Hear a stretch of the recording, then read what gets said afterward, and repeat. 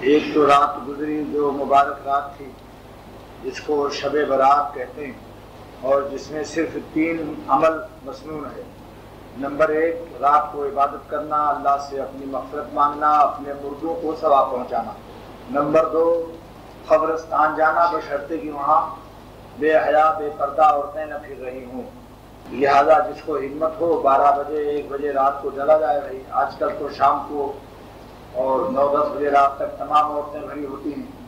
ایسی صورت میں علماء نے فرمایا ہے کہ جہاں عورتیں ننگی بے پردہ پھر رہی ہوں، ایسی اس وقت میں اس سنت کے عمل کرنے پر اندیشہ ہے کہ نگاہ خراب ہو اور انسان حرام میں مبتلا ہو جائے۔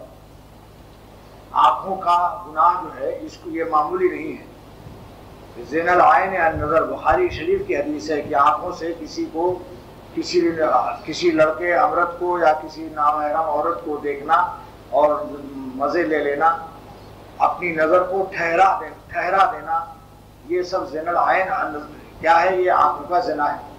اور اچانک نظر پڑ جانا معاف ہے، لیکن تھوڑا سا اہتمام ہونا چاہیے کہ بلا ضرورت ادھر ادھر نہ دیکھے، ورنہ جہاں بے پردگی عام ہوتی ہے وہاں اچانک میں بھی بہت سے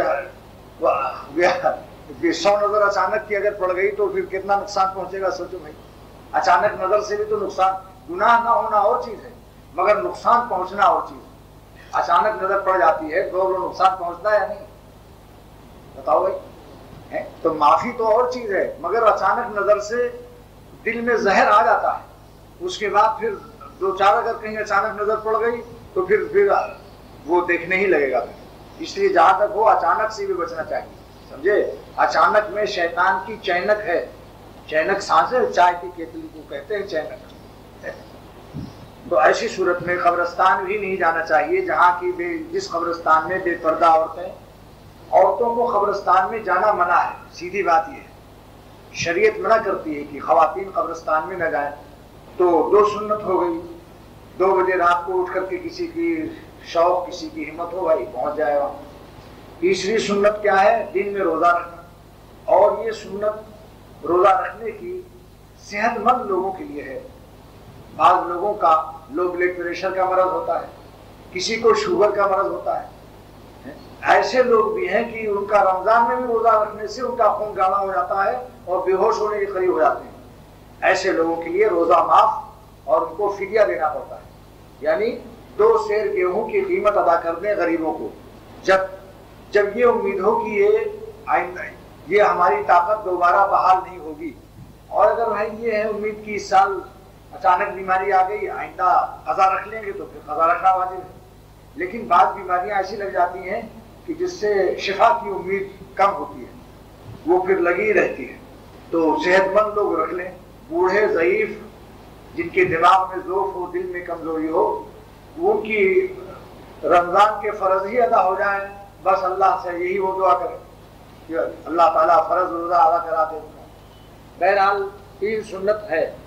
شب برات جو آج رات گزری ہے اور آج کا دن، رات اور دن ملا کر 14 کا دن گزار کر 15ویں رات اور 15ویں کے دن میں صرف 3 عمل سنت ہے۔ نمبر 1 رات کو عبادت کرنا، نمبر 2 قبرستان جانا، مردوں کو ثواب پہنچانا، مگر سب چیزوں میں شرطیں لگی ہیں۔ اتنا جاگنا کہ جس سے انسان کا فجر کی نماز کی جماعت قضا ہو جائے، یا جماعت سے تو پڑھتا ہے مگر ہوش و حواس درست نہیں ہے، جھونکے آ رہے ہیں نیند کے، رات بھر کے جاگنے سے فرض نماز جو ہے جھونکوں کے ساتھ، نیند کے جھونکوں کے ساتھ ادا ہوتی ہے، اس شخص کا سارا ثواب ضائع ہو جاتا ہے، اس لیے کہ فرض کو خطرے میں ڈال دیا۔ سمجھا؟ ایک خانسامہ سے کہا گیا کہ میرے مہمان آئے ہیں، تم ذرا بکری کا گوشت 2 پیازا پکا دو، یہ فرض ڈیوٹی ہے تمہاری۔ لیکن اس نے کیا کیا کہ رات بھر سیٹھ صاحب کا پیر دباتا رہا، نفل ڈیوٹی ادا کرتا رہا، اور اس کے بعد جب کھانے کا وقت آیا مہمان لوگ ہاتھ دھو کر بیٹھے تو معلوم ہوا کہ وہ تو نفل میں لگے رہے، رات بھر سیٹھ صاحب کا پیر دباتے رہے۔ بولیے وہ پیر دبانا قبول کرے گا؟ سیٹھ ڈنڈے لگائے گا کہ بھائی جو فرض ڈیوٹی ہے اس کو تم نے کیوں خطرے میں ڈال دیا؟ لہذا اتنا جاگنا رات بھر کہ جس سے فجر کی نماز کی جماعت چھوٹ جائے، یا جماعت تو سے پڑھی مگر پتہ ہی نہیں کہ کیا پڑھ رہے ہیں، جب نیند کا غلبہ ہوتا ہے تو بس کھڑا ہے نیت باندھے ہوئے، اسے ہوش ہی نہیں، لہذا ان چیزوں کا